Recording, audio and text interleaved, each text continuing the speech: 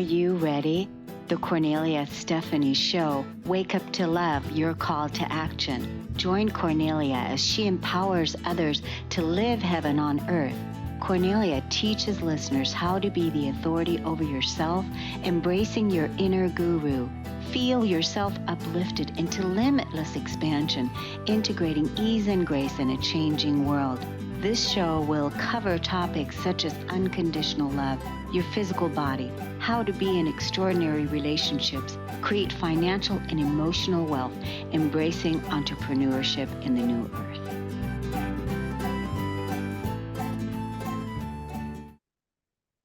Hello, everyone. Welcome to the Cornelia Stephanie Show. It's Friday, Stories of Hope, and we are here to inspire you.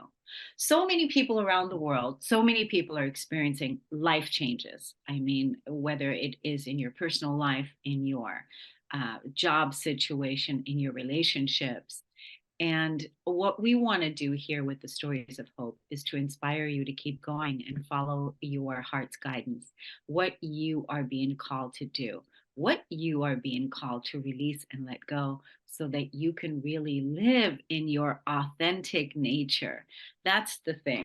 And that a lot of times when we are in challenging times, we always perceive it as something bad or it's horrible or all the things because there's a lot of pain that we're feeling in releasing the losses and releasing the relationships and releasing the things that we're no longer in alignment with in who we are becoming. So my first guest today, she is a life coach, a transition coach, and she is here to tell us about it. She's actually in Spain right now. It's about 9 p.m. there. And I always am amazed when I meet people from around the world that will come at, our time zone here, Pacific time, and then meet their time zone, and then here to inspire us with the changes that they've made in their life and how they're helping other people. Christy Wen Ho is an expert at fostering worthiness and creating peace within life transitions. Whether you're navigating a change in your relationship, a change in your career, a new country, or a new home, she guides you to create the change that you desire in your life. She offers communication, relationship, and life transitional coaching that helps people feel empowered in their next step. Christy has broken the barriers and defied the odds to create a life for herself overseas after coming to terms with a painful betrayal and heartbreak. Welcome to the show today, Christy Wen Ho. Thank you so much, Cornelia. Thanks for having me. So when we were in the green room before you came on, we were talking about you're living in Spain now. You've been living there for I think you said the last 10 years. Is that right? Do I have that right?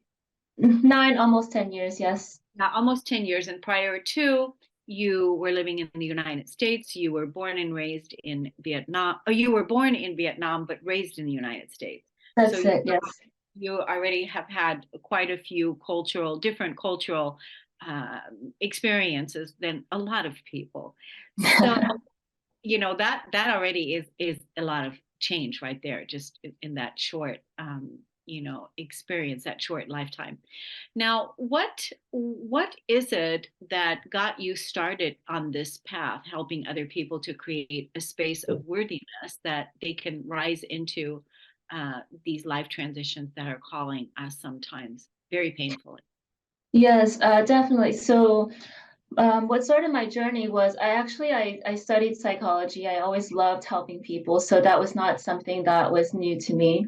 And then I studied adult education. After that, I was doing life coach certification at the same time. So as I was going towards the end of my master's program was when I experienced the heartbreak. My partner of 13 years, which I started, that relationship when I was in my early 20s.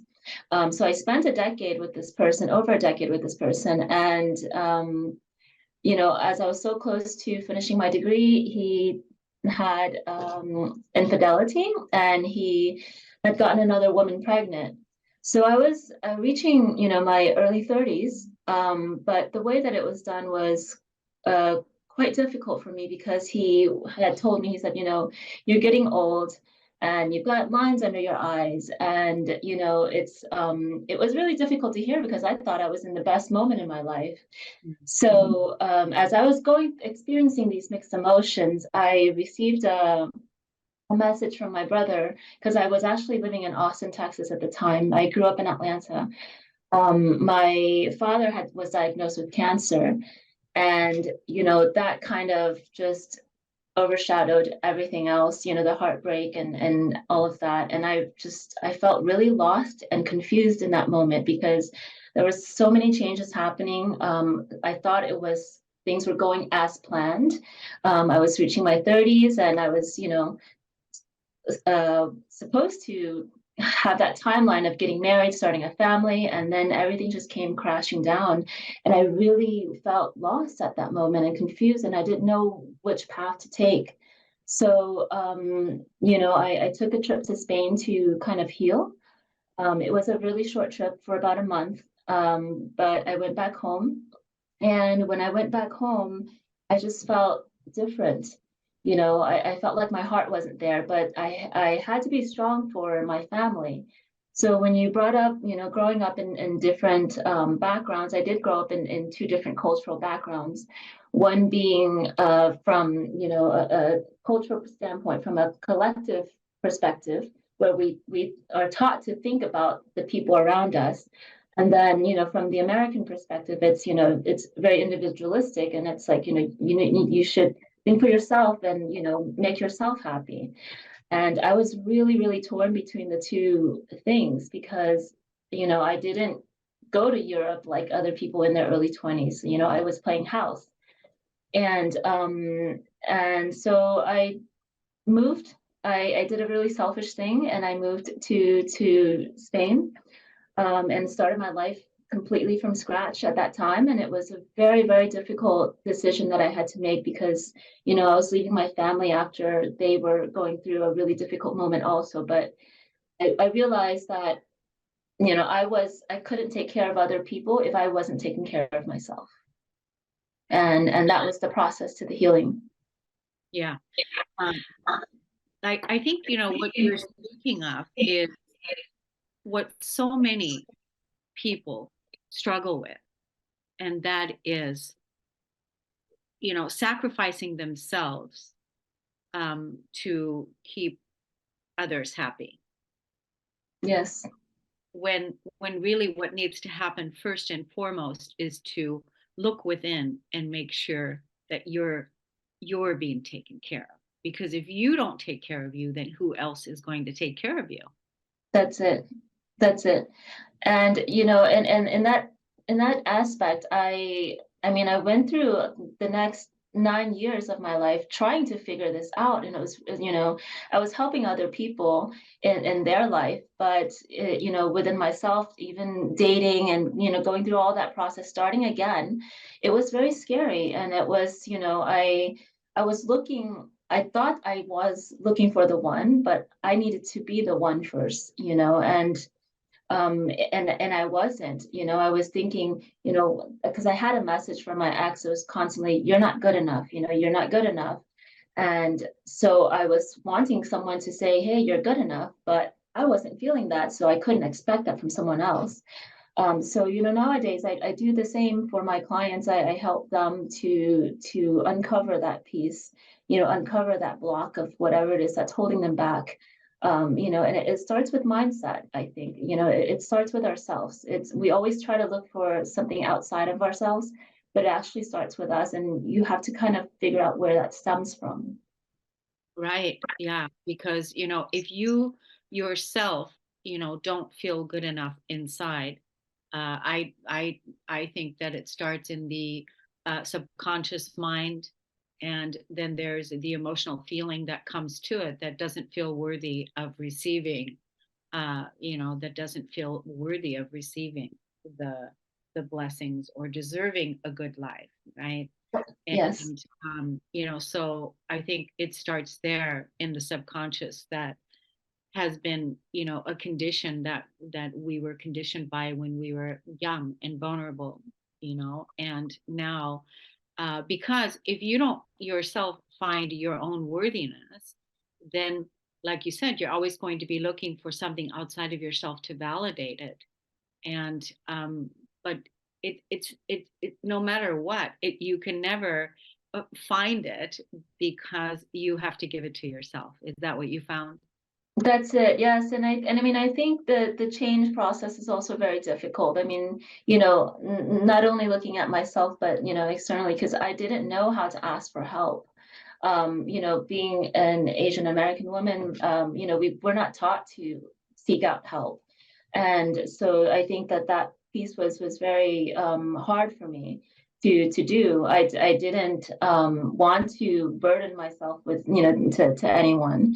So I kind of had to learn how to navigate, this transition by myself. And I had a friend tell me, at a certain point, they're like, Christy, look at how much you've accomplished, look at what you've done in your life. And so, that in itself is worthy.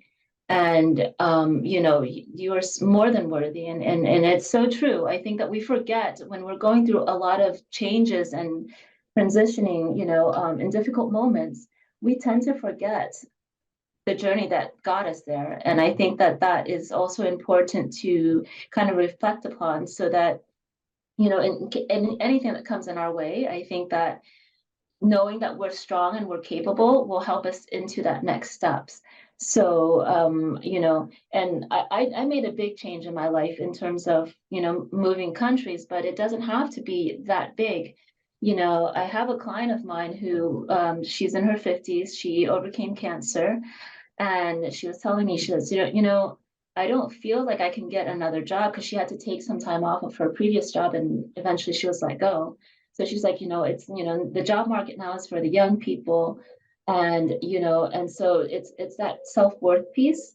But as we were working together, she was telling me, she's like, I don't feel good. I don't feel like I'm young. And, she wanted to cut her hair, and she associated that haircut with the cancer.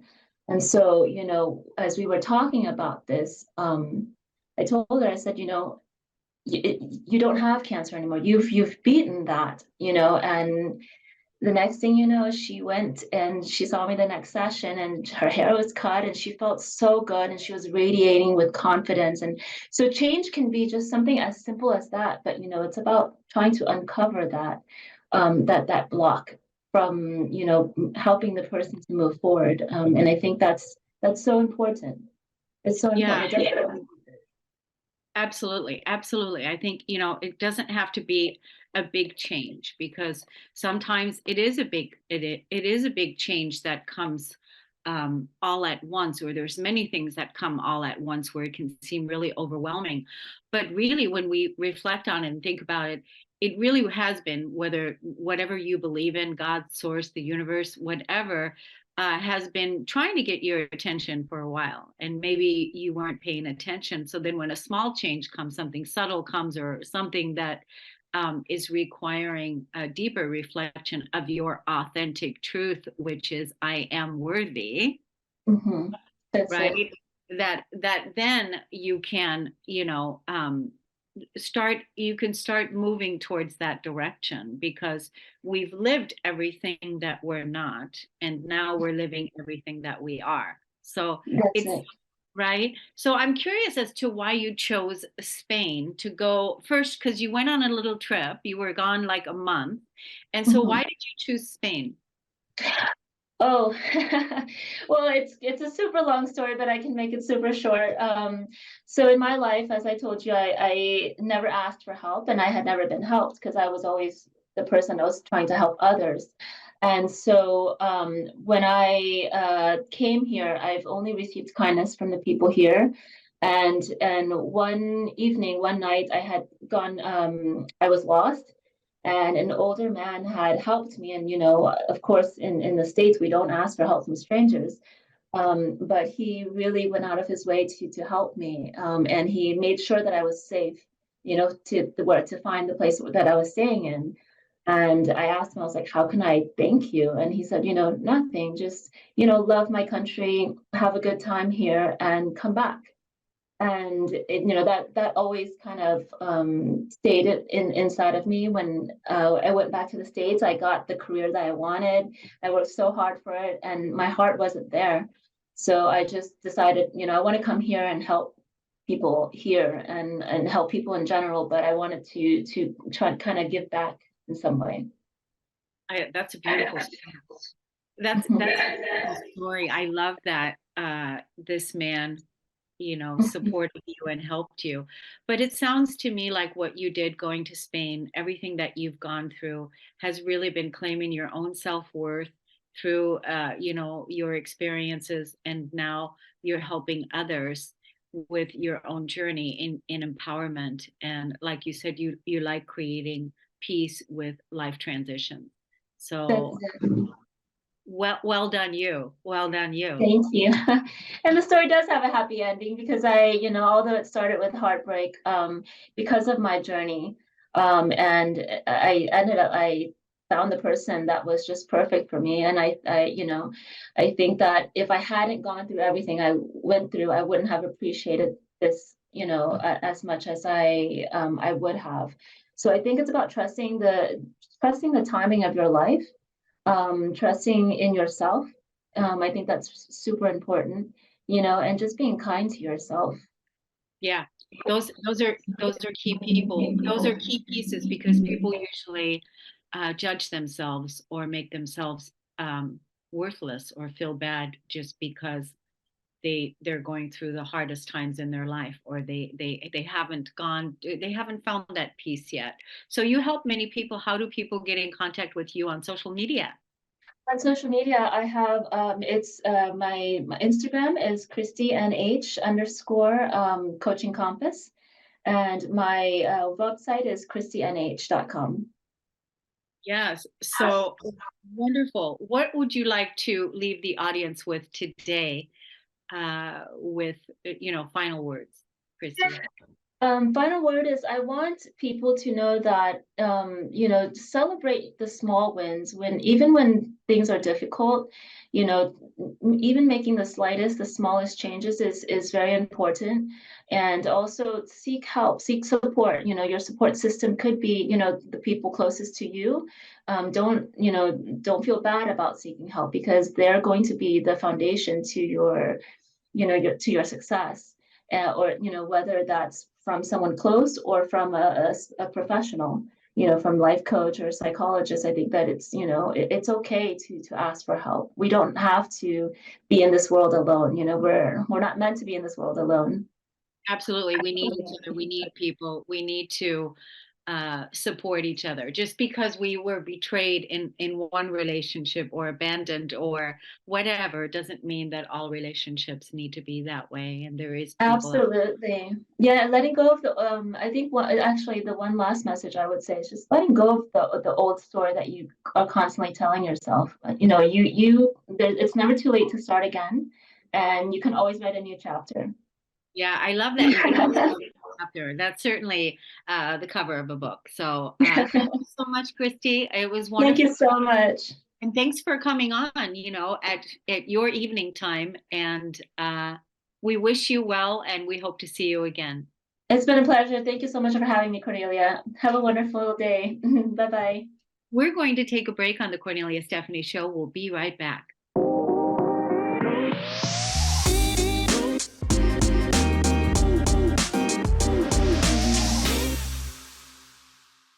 Welcome back, everyone, to the Cornelia Stephanie Show. I'm going to introduce you to our next guest. I love it when right away we hit the subject. And one of the things that James Gray Robinson had was a nervous breakdown. He had a nervous breakdown that got him to really start exploring what's going on in his life. He's going to tell us about that. But let me tell you his background. He was a third generation trial attorney specializing in family law for 27 years in his native North Carolina. He was burned out emotionally, spent practicing law. He quit in 2004 and spent the next 16 years doing extensive research and innovative training to help others facing burnout and personal crises to heal. Through the manipulation of energy, James helps his clients heal so that they can achieve their ambitious goals and feel whole again. Welcome to the show today, James. Thanks, Cornelia. It's a pleasure to be here. So, right away, when you said in the green room that you had a nervous breakdown after being very, very successful, making a lot of money, and being living the American dream, basically. But pretty Um, much, I was the poster child of success. okay, so you would say you were like massively driven. Well, being a third generation is kind of a lot of pressure. So, everybody expected me to be good and be successful. And the problem with it was that uh, that does put a lot of pressure on you, and it brings in. I'm not sure whether you're familiar with the terms perfectionism and imposter syndrome and other negative thought patterns that people have that they struggle with, and they being good is not good enough. Being the best is not good enough. You have to do it better than everybody else, and then do it better every single day after that. So I was top rated by my peers. I was asked to speak at a lot of functions. I was award winning, and so you would, from the outside looking in, it was the American dream. I was, making. I'm embarrassed to say how much, but I was making quite a bit of money, which many people use as a crutch to hang on, to say, well, the money's worth it, so why should I do anything different? And the problem with it is that when you are doing something that you really don't want to do, or if it's really stressful, or if you're experiencing what I call the PTSD drip, which is low level trauma on a daily basis, your brain chemistry is working against you. And I've done a lot of research into the neurobiology of stress and burnout, because it has a lot to do with the phenomena. Because our body is hardwired, we're genetically engineered to stay alive. And when you're under constant stress and anxiety, your brain will basically, after a period of time, just shut down. That's a survival mechanism. When you're pumping cortisol and adrenaline into your system on a daily basis, at some point, your brain just said, that's enough. Because it recognizes, even if your conscious mind, and it's not a matter of willpower, it's not a matter of being weak or strong or whatever. It's just your chemistry in your body will not allow you to go past a certain point. And my experience was, after 27 years, my body just shut down. I could not think. I was terribly depressed, and had all the earmark signs of withdrawal, isolation, everything, all the symptoms of burnout. Had And you contemplated suicide? no, I never got that far. But the thing was, is that I was what they call white knuckling it. I was just, I just felt like if I hung on long enough, that something would change. And what changed was my body's defense mechanism, the survival mechanism, kicked in and did what it was supposed to do. And that's what happens when your brain chemistry reaches that point, that tipping point, where it's been subjected to adrenaline and cortisol long enough. Your frontal cortex actually shuts down as a survival mechanism, and so you basically go into a fetal position, and you can't get out of the house, you can't do anything.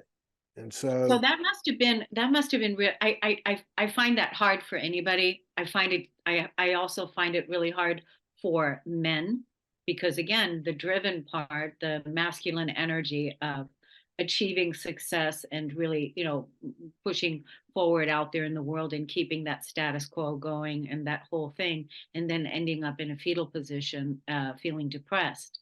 Um, Like that must have been like really hard to deal with. Now, Well, did let me you add one other thing that makes it even more poignant, and okay. that is my senior law partner was my father, Oh, who was a like a one of the most successful trial lawyers on the East Coast for many years. and he couldn't understand what you're going through. No, Not he thought it was just a matter of willpower, and he tried to encourage me in his special way. He was a graduate of West Point, so his version of encouragement was not not the most kindest thing in the world. But the thing is that uh, when you're in that situation, it's not something that you can just change your mind about. The neurobiology is uh, pretty. Uh, it comes to an end, and your neuroplasticity basically stops. You go into full freeze mode, and it's impossible there's no way that you can get over that and jump back into the fire. You just have to choose a new path. And I just said to him that I couldn't do it anymore. He could not understand that. And so we had a very difficult relationship for the next 15 years. So, he was my father, and I know he loved me, but he just could not understand why I couldn't be the kind of lawyer that he was.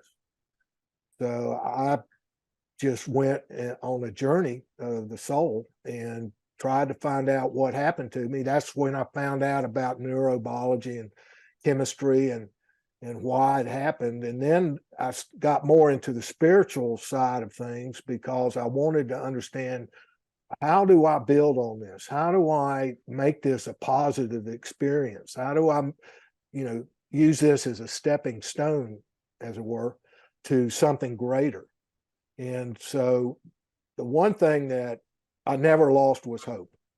I knew on an instinctive level that there was something better for me in my future. And I went looking for it. And so I lived with spiritual leaders. I was in the inner circle of 3 different international well-known spiritual gurus, and got to learn a lot about healing and about relationships with whatever you want to call it. I call it the soul. And that is something that we are also hardwired for. If you don't know what that is, just imagine the first thing that a newborn baby feels and sees and thinks when he draws that, or she draws that first breath. It's total innocence, it's total trust, it's just total awe, and it's a incredible feeling. And that's what you feel like when you are connected to your soul or God or the universe or whatever you want to label that force in the universe. It's just, I went looking for that. And so, but to put this on the ground, I think that from a neurobiological standpoint, that I was looking for was the positive brain chemistry which we are supposed to have in order to live our lives, and that is the melatonin, the serotonin, the endorphins, the oxytocin, all those yummy, warm, fuzzy hormones that our brain secretes when we are doing something that we love, when we're with somebody that we love, when we feel safe. And so, and that's the way we're supposed to operate. I mean, the adrenaline and the cortisol was something that evolution gave us to deal with the lions and the tigers and the bears. The thing that shifted over, millions of years is that we don't have lions and tigers and bears threatening us anymore.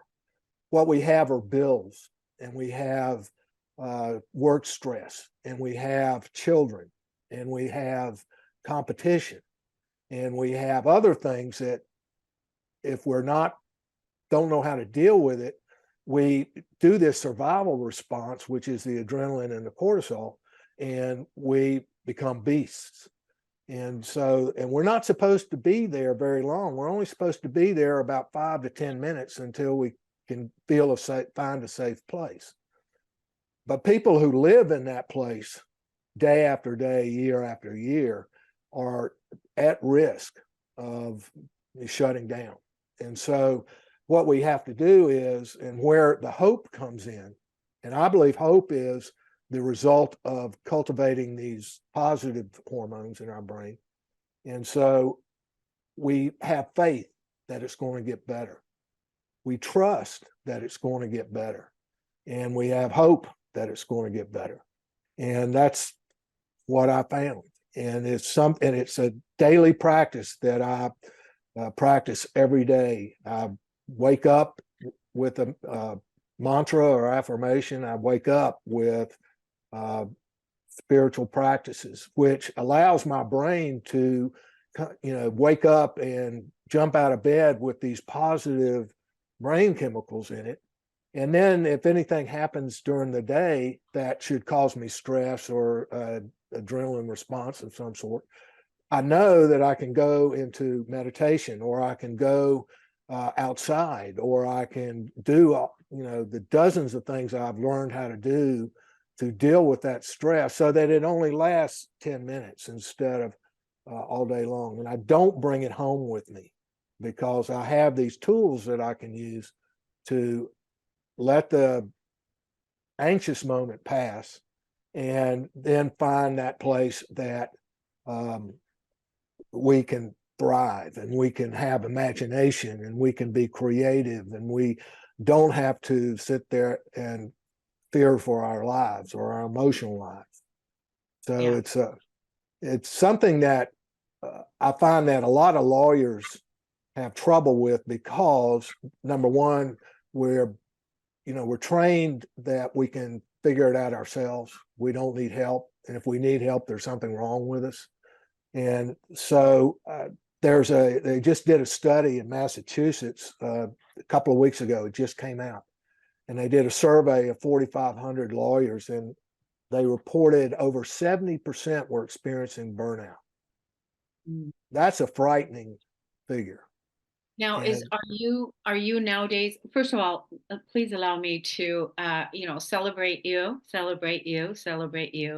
with your journey, and how you found your way back to yourself, how you found your way back to source, to God, to your spirituality, your daily practice, and how you basically tapped into the truth, looking for that truth and finding it, not believing the lie of the old, the burnout, all the trauma that you were talking about. By the way, you explained everything, so well. You articulated it all so well. Very well put together story.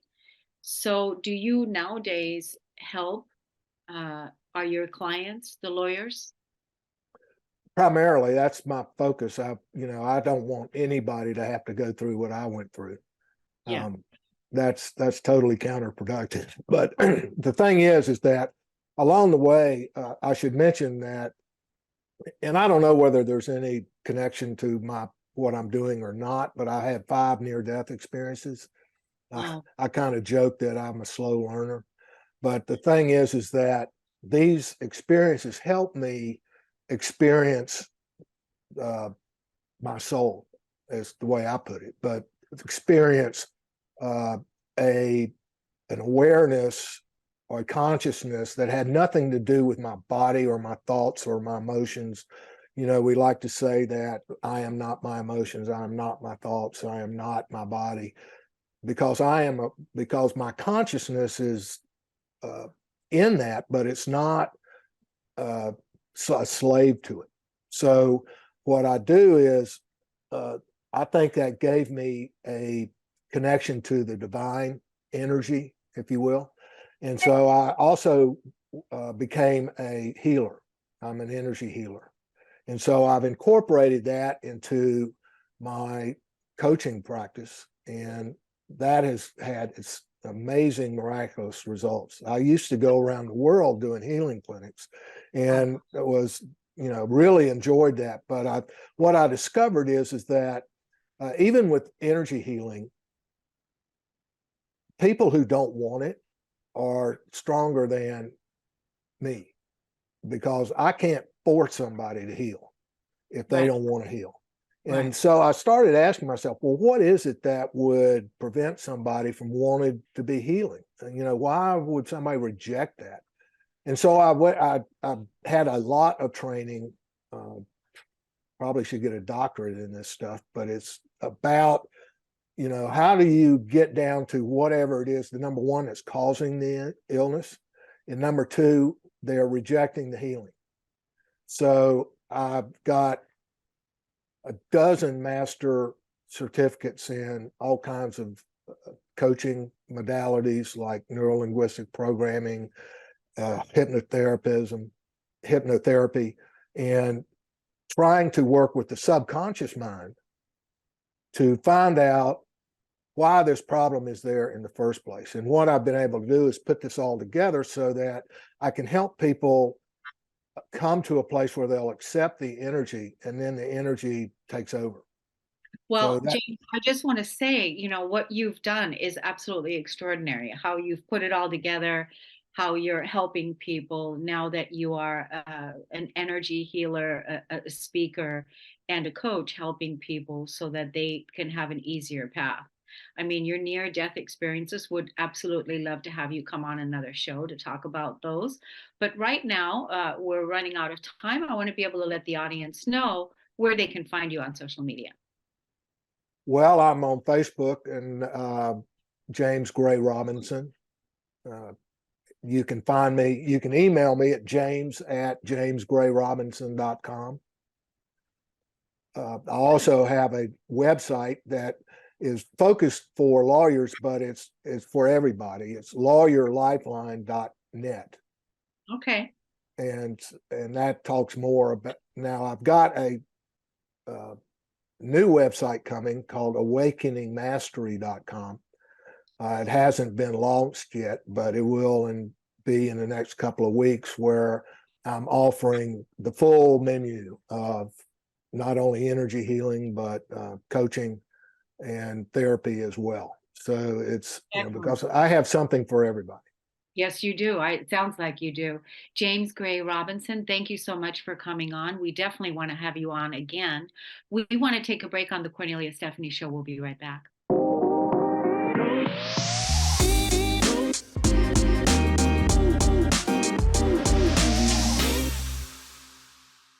Welcome back to the Cornelia Stephanie Show. My next guest is Suzanne Jabbour.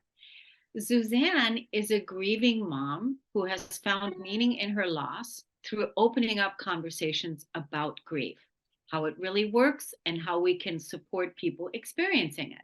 She works with organizations and businesses to help the skills and protocols to better support people who are grieving and normalize grief as an expected and healthy part of our lives. Amen. She also works with grievers to chart their unique grief path. She's a transformational coach and workshop leader and a certified grief educator. Welcome to the show today, Suzanne. Thank you so much for having me. I really appreciate it. Oh my God, this is so great what you're doing, that I don't think that there is a better time than now, 2023, the next 10 years, is to make grief normal. Yeah, it's a huge issue right now, especially, we've all had 3 years now of loss after loss after loss after loss.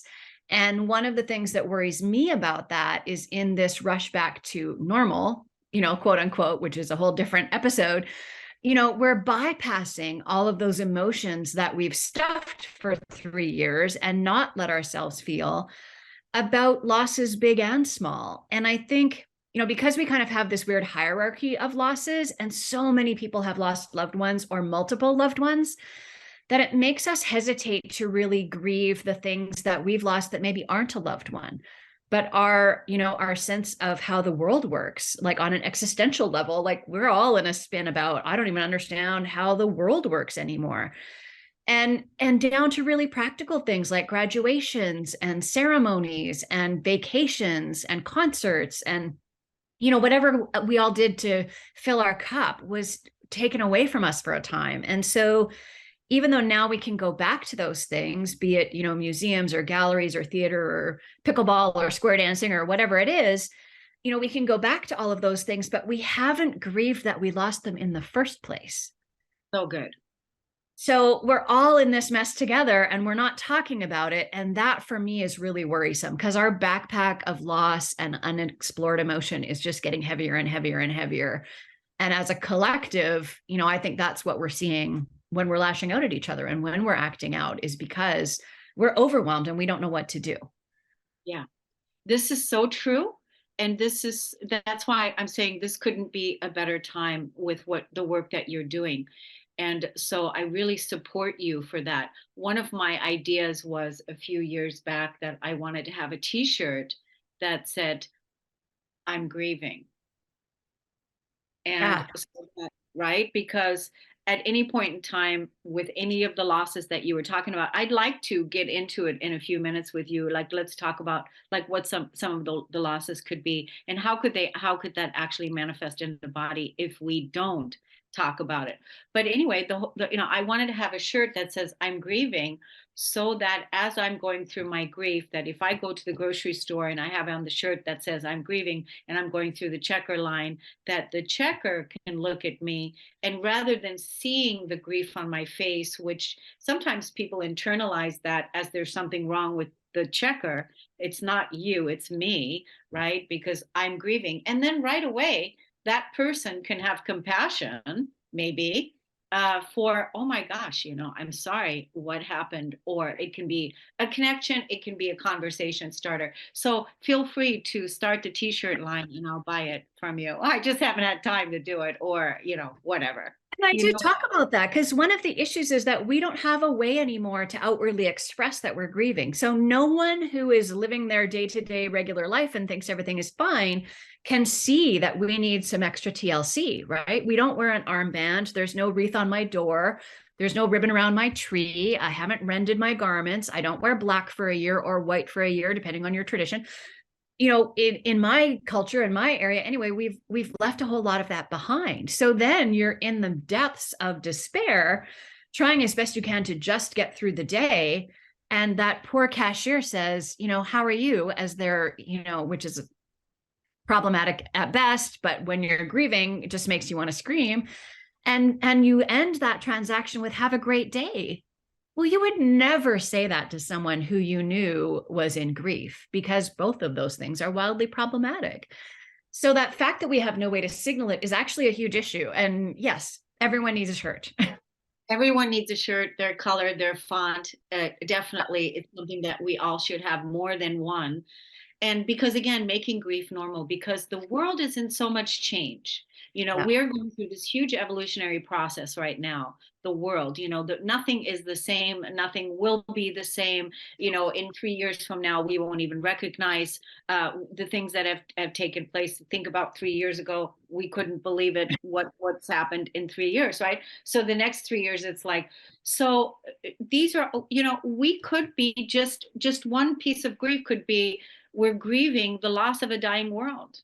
Yeah, 100%. And we're living in a world where disruption is the norm, right? Weather disruption between peoples, disruption around, justice issues, that we're surrounded by disruption, and we're now connected on a global level. So, I was talking about this with someone the other day. When I was a kid, I'm in my mid-50s. So back in the day when you would watch the news at 6 o'clock, all you knew of what was going on in the world was contained between 6 and 7. And now we see it around us all the time. So we are seeing the mounting losses and the mounting disruption, and we feel that. Like, as a grieving mom, when I hear about another school shooting or another tornado or another tsunami or that the war continues, all I can think of is all those parents who are missing their children. And that hits me every day. And so the fact that we're holding that collective grief of the world, on top of our own grief that we're not acknowledging, no wonder we're in a hot mess. Because a lot of times too, everything 1,000% to yes to what you said. We're also empathic. So even though we may not even be watching the news, but we certainly can feel the collective. Everybody, I want Yeah. to say, has PTSD right now. Everybody right now is in grief in one Yeah. form or another.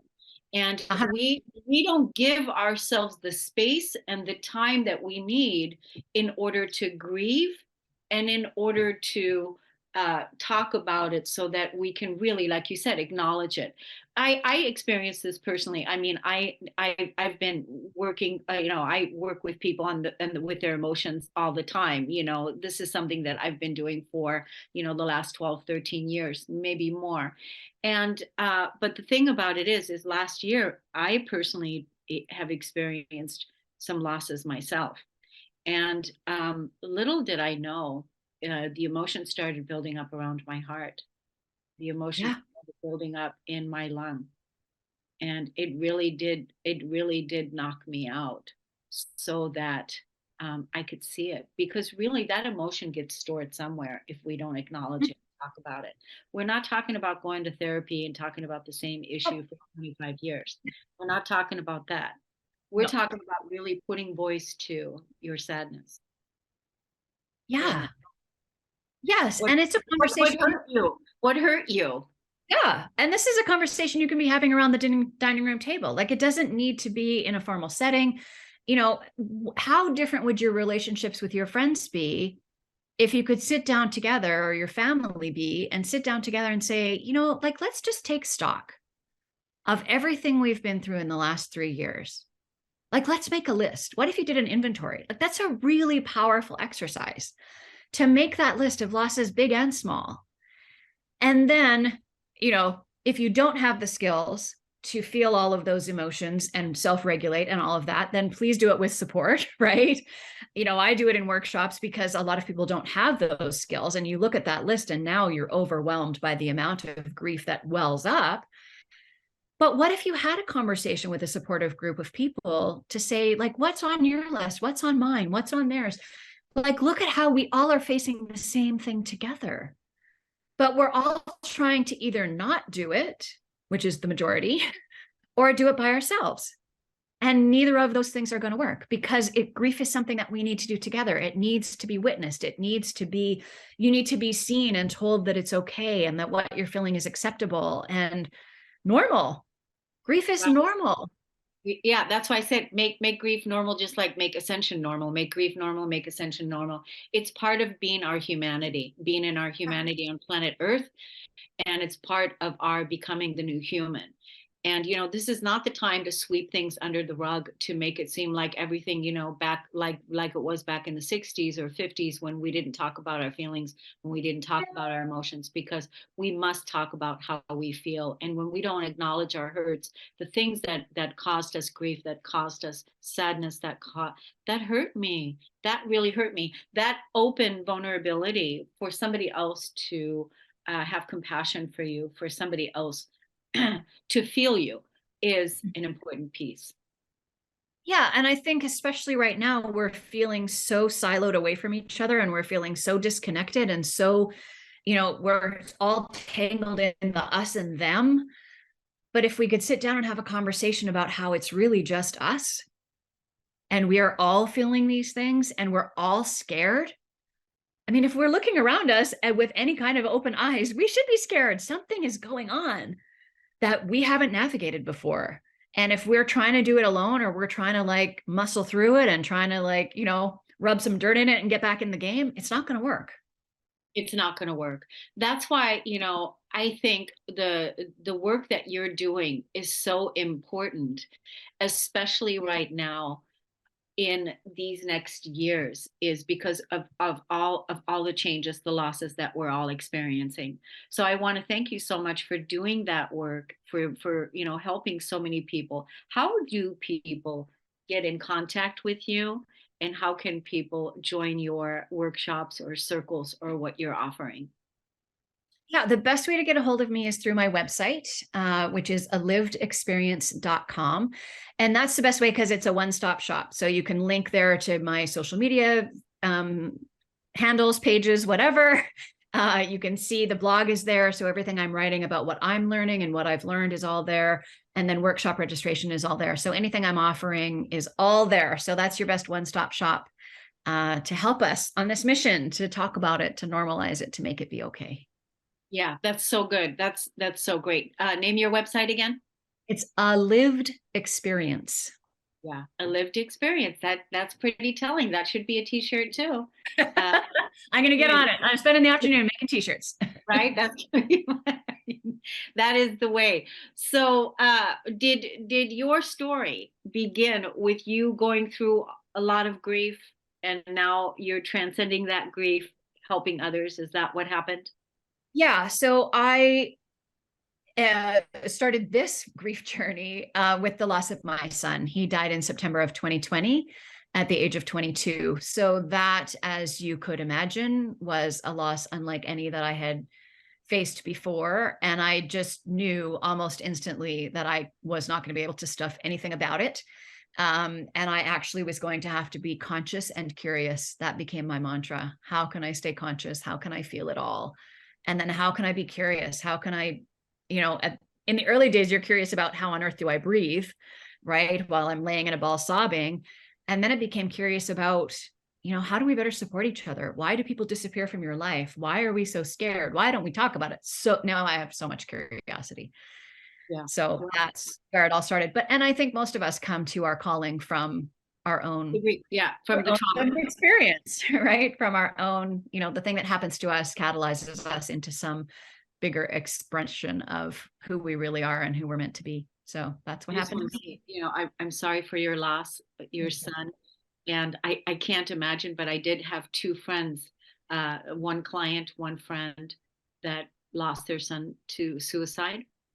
And in 2021, 2022. So I definitely was part of that because I was helping the processing the loss of emotions.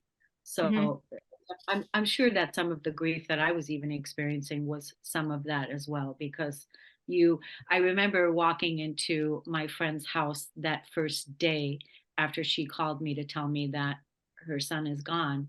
I walked into her house and all her family were there. There was like about 15 people in one place at one time, and they were all in emotional shock. Yeah. And I walked in just to hold the space, right? Yeah. And that's the best thing you can do for that griever in those early days. Just show up, be present, be still. Yeah. You can't fix it. So all your great I can fix it skills, they're not going to do any good. Just no fixing, nothing to fix. No. Just to feel and just to be with it. So my goodness, will you come on our show again? Because I really enjoyed talking to you, Suzanne. I want to continue on with this journey with you. And certainly, who knows? I mean, you are right in Vancouver, BC here. We're right around the corner. Who knows? We may even bump into each other. Yeah, that would be amazing. I'd love that. Thank you so much. Okay, thank you so much for coming on. Thanks, everybody, for listening and tuning into the Cornelia Stephanie Show. We are making grief normal here. So thank you so much. Happy Easter, everyone. Have a great weekend. We'll see you soon. Take care. Bye-bye. You've been listening to the Cornelia Stephanie Show, Wake Up to Love, your call to action. Tune in each week on Transformation Talk Radio. Cornelia's joy is to engage others in practical ways, showing us how to live in the new earth in harmony with our true nature. For more information on Cornelia and her extraordinary work, or to listen to past shows, go to her website at corneliastephanie.com.